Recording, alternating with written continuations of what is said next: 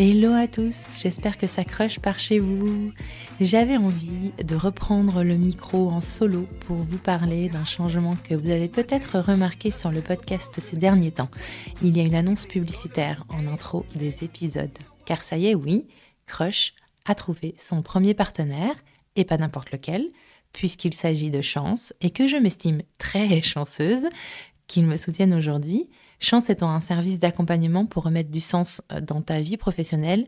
Tu as sûrement entendu l'annonce au début de cet épisode. Je voulais donc aujourd'hui vous expliquer à vous, les auditeurs et les auditrices de Crush, l'étonnant et aboutissant de cette démarche, pourquoi il est essentiel pour moi aujourd'hui d'être soutenu par des partenaires. J'en ai déjà parlé avec un certain nombre d'entre vous en DM sur Instagram, dans la vraie vie, les filles de boudoir sont également dans la confidence.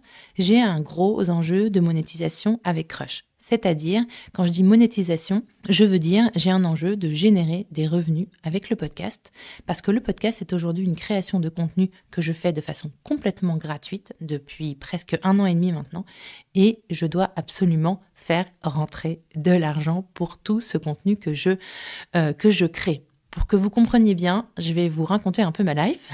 Vous allez voir, c'est assez simple d'appréhender la question.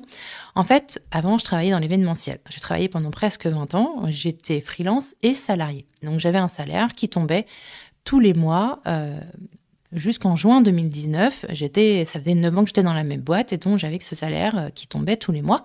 J'ai voulu négocier une rupture conventionnelle que j'ai eue en juin 2019. Et j'ai touché le chômage pendant 2 ans à la suite de cette rupture conventionnelle. Pendant ces 2 ans, j'ai commencé par me reposer pendant 6 mois, car j'étais complètement lessivée après ces quelques années d'événementiel et également mes 2 enfants que j'avais fait en 2 ans, que nous avions fait avec mon chéri en 2 ans. Et après ces 6 mois, j'ai eu clairement un élan entrepreneurial qui est sorti un peu de nulle part parce que moi j'ai pas du tout une famille d'entrepreneurs. Mes parents sont dans la fonction publique puisqu'ils sont profs, ils étaient profs et chercheurs, donc j'avais pas du tout cette fibre-là, et pourtant à ce moment-là de ma vie, clairement je sens le besoin de créer quelque chose qui m'appartient et de m'épanouir dans un format différent. Et donc, je me lance dans un premier projet qui s'appelait Touche et Coller, qui était une marque qui mettait en valeur les mots rigolos des enfants, que je déclinais sur des articles de papeterie et des collections de vêtements à message. J'ai commencé à toucher coller avec une copine et ensuite j'ai continué toute seule. Sauf qu'au bout de 2 ans, mon chômage est arrivé à sa fin et j'ai dû faire le bilan sur cette marque qui m'avait beaucoup pris de temps et d'énergie, dans laquelle j'avais mis beaucoup de fougue et de passion. Et j'ai dû regarder la réalité en face en me rendant compte que elle n'était pas du tout rentable et que je ne pourrais difficilement la rendre rentable rapidement. J'ai donc décidé de la fermer en même temps que mon chômage arrivait à sa fin et j'ai repris des missions en freelance en tant que chef de projet dans l'événementiel. Et pendant 2 ans, j'ai fonctionné avec ce salaire de freelance tout en développant Crush. C'est-à-dire que j'avais des missions de 1 mois, 2 mois qui généraient des revenus qui me permettaient d'avoir suffisamment de trésorerie pour m'arrêter ensuite quelques semaines et me consacrer totalement à Crush. C'était aussi des missions qui n'étaient pas forcément à temps plein. Donc voilà, c'était le modèle. Sauf qu'en décembre dernier, j'ai pris la décision d'arrêter l'événementiel. Définitivement, déjà parce que j'en ai marre. Je vais être très honnête sur la question. C'est un métier qui est très particulier, qui demande beaucoup d'investissement, qui demande aussi de savoir, de gérer en permanence beaucoup de pression, notamment dans la relation client. Et voilà, j'avais envie de sortir de ça. Et j'avais aussi envie de donner une chance à ma nouvelle passion pour le podcast et à ce nouveau projet pro qui se dessinait autour de podcast, c'est-à-dire de vivre de l'écriture et de la production de podcasts pour moi et pour d'autres. Ça fait d'ailleurs tout sens avec le choix de Chance comme partenaire pour accompagner Crush. C'est quelque chose qui pour moi a eu un impact énorme dans ma vie, d'écouter ces petits signaux, cette petite lueur qui brillait en moi, de vouloir changer de métier, de vouloir changer de secteur, de vouloir changer de façon de travailler, parce que ça ne me correspondait plus et que je cherchais plus de sens.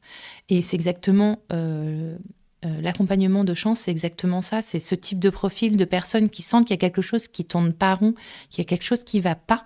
Ça peut être sous plein de formes différentes, mais voilà, quelque chose qui va pas et on a envie de regarder ça en face et de se dire, ok, qu'est-ce que je fais aujourd'hui pour être plus épanouie au travail et pour trouver quelque chose qui me correspond plus. Voilà, c'est aussi pour ça que chance a beaucoup de sens pour moi aujourd'hui. Donc aujourd'hui, si je résume mon activité, elle est divisée entre Crush d'un côté et des missions en freelance pour des studios et des agences dans l'écriture et la production de podcasts.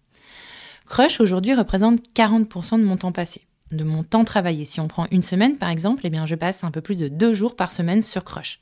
Ces 2 jours, concrètement, ils sont consacrés à chercher et sélectionner des invités, lire tous les mails que je reçois, que vous m'envoyez avec vos témoignages et échanger avec vous. Échanger avec tous ces invités, préparer les interviews, ça prend du temps, caler les rendez-vous, ceux qui savent, ça prend énormément de temps, faire procéder aux enregistrements et ensuite éditer, envoyer au montage audio et parfois vidéo à Alice et à Lénis avec qui je travaille aujourd'hui sur les montages audio et vidéo. Coucou les filles. Et ensuite, il y a toute une partie également de ce temps passé qui est consacrée à la promotion du podcast sur les réseaux sociaux. Ceux qui ont déjà essayé de faire des posts sur Instagram ou sur LinkedIn savent à quel point c'est chronophage. Entre la création du visuel ou des visuels et l'écriture des légendes, en fait, ça prend un temps de dingue. Et un podcast, il peut être infiniment intéressant et très très très bien produit et magnifique et avoir plein de sens. Si il n'est pas visible, si on n'arrive pas à le rendre visible, eh bien personne ne l'écoute et au bout d'un moment, ça ne peut plus marcher. Donc tu comprends bien que si Crush occupe aujourd'hui 40% de mon temps, Crush doit me ramener 40% de mes revenus. Sinon, ça ne marche pas. Si mon mec était millionnaire, ou Leonardo DiCaprio dans le loup de Wall Street, ça marcherait. Mais comme c'est pas le cas, j'ai l'obligation de ramener à la maison la moitié des revenus du foyer et c'est même quelque chose qui me tient énormément à cœur. Donc aujourd'hui, l'équation, elle est simple. Si je veux continuer Crush doit être une source de revenus. Si je n'arrive pas à faire ça, Crush s'arrête, tout simplement. Pour que tu te rendes compte, aujourd'hui, Crush, ça représente la création de plus de 60 épisodes originaux en interview, des centaines, voire des milliers de publications sur les réseaux sociaux. Je n'ai pas compté, mais on en est clairement à plusieurs dizaines de milliers si on compte toutes les stories Instagram, par exemple. C'est également du matériel technique dont j'ai besoin pour enregistrer, et ça a un coût. Ça a un coût à l'achat et à l'entretien. Il y a également des frais de montage, puisque je travaille, comme je vous l'ai dit, avec une ingénieure son. Et puis, il y a tous les frais, les abonnements, notamment l'hébergeur, Ocha, la plateforme sur laquelle est distribué le podcast, Canva également, qui est mon outil de travail, et un logiciel de montage, puisque je fais également quelques petits montages en plus de ce que me fait Alice, mon ingé son. Un des moyens de monétiser un podcast aujourd'hui, c'est le sponsoring. Et aujourd'hui, j'ai la chance de pouvoir compter sur Chance, une entreprise qui a une mission qui me touche beaucoup, qui fait sens, et qui, j'en suis sûre, va parler à beaucoup d'entre vous. J'ai déjà eu pas mal de discussions avec certaines d'entre vous sur ce sujet-là, parce que je m'exprime sur ce sujet-là, comme je vous le disais notamment sur LinkedIn, sur trouver sa place aujourd'hui dans le monde professionnel, dans la société et dans le monde professionnel. Donc, je suis sûre que Chance peut parler à beaucoup d'entre vous. N'hésitez pas, si vous avez des questions, à venir m'en parler ou à me solliciter. C'est avec vraiment un grand plaisir que je vous répondrai. Il y aura peut-être d'autres sponsors à l'avenir, je l'espère, des marques qui ont du sens pour vous et des marques qui ont du sens pour moi. Je ne ferai jamais le sacrifice du sens dans le choix d'un sponsor, d'un partenaire. Tout ce qui ne correspond pas à mes valeurs et à mes convictions n'aura pas sa place dans une annonce sur Crush. Vous avez été très nombreux à me faire des suggestions de marques en commentaire de mon post Instagram sur le sujet le mois dernier. Merci beaucoup. Il se peut que d'autres collaborations voient le jour grâce à vous, parce que tout ce que vous m'avez suggéré est infiniment pertinent. Donc pour ça, déjà, je vous dis un énorme merci. Et après, c'est à moi de travailler aussi pour aller contacter ces marques. Comme d'habitude, si vous voulez me soutenir, il y a plusieurs façons de le faire. La première façon, c'est de parler de crush à votre entourage, à vos amis, à vos frères, à vos sœurs, à vos parents, à vos grands-parents, à votre voisin, à votre voisine, à votre prof de sport, à votre boulangère, bref, à qui vous voulez. Parce que c'est ainsi que crush est écouté et que d'autres opportunités peuvent naître, j'en suis sûre. Et c'est à cette seule condition que crush continuera d'exister. Continuez aussi à mettre des étoiles et des commentaires. Ça vous paraît, je pense, anodin. En réalité, ça ne l'est pas du tout. Un podcast est visible grâce aux notes et aux avis que vous laissez sur Apple Podcast et grâce aux avis, aux étoiles et aux avis que vous laissez sur Spotify. Sur Apple Podcast, vous avez la possibilité de mettre 5 étoiles et de laisser un avis sur la page du podcast. Si vous ne l'avez pas encore fait, s'il vous plaît, faites-le, c'est crucial. Sur Spotify, vous pouvez mettre des étoiles et vous pouvez aller répondre à des questions que je pose dans les descriptifs des épisodes.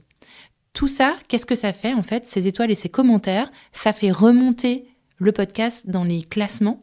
Et plus ça remonte dans les classements, et plus c'est visible à la racine des pages exploration d'Apple Podcast et de Spotify. Et donc, plus le podcast peut gagner de nouveaux auditeurs. Donc ça, c'est hyper important. Si vous ne l'avez pas fait, je vous encourage à le faire. C'est vraiment un super moyen qui ne prend pas de temps de soutenir mon travail. Et il y a un autre moyen en ce moment de m'aider dans la quête de continuer à développer Crush et de continuer à trouver des sponsors pour accompagner le podcast. J'ai mis en ligne un formulaire, un questionnaire qui a pour but d'apprendre à mieux vous connaître, vous les auditeurs et les auditrices, pour savoir quels sont vos centres d'intérêt au-delà de Crush, bien sûr, dans la vie, où est-ce que vous vivez, comment vous vivez, quel âge vous avez, quelle est votre situation personnelle, parce que ce sont des infos qui sont hyper précieuses pour moi, notamment pour chercher des sponsors, parce que plus les audiences, mieux je connaîtrai mon audience, et mieux je pourrai trouver des sponsors qui vous correspondent et qui sont intéressantes pour la marque et pour vous et pour moi. Et aussi parce que je suis en train de faire évoluer la ligne éditoriale de Crush. Vous savez que j'adore m'amuser avec des nouveaux formats, de décaler un peu le sujet, etc. Et je suis notamment en train de penser à la programmation de cet été. Et j'ai une idée en tête, mais j'ai besoin de savoir si il y a une appétence de votre côté. Donc c'est super, je vous remets le lien de ce questionnaire dans le descriptif de l'épisode. Vous avez juste à cliquer dessus, ça prend 3 minutes pour y répondre. Et comme ça, notre belle histoire d'amour entre vous et moi pourra continuer de plus belle. Voilà, chers auditeurs, chères auditrices, chers crushers. J'espère que ce petit épisode solo vous aura appris de nouvelles choses sur le monde du podcast, sur Crush et sur moi. N'hésitez jamais à venir me faire un petit coucou en DM. Et je vous souhaite à tous une très belle fin de journée, soirée, nuit, en fonction du moment où vous écoutez cet épisode. Je vous embrasse. Bisous, bisous.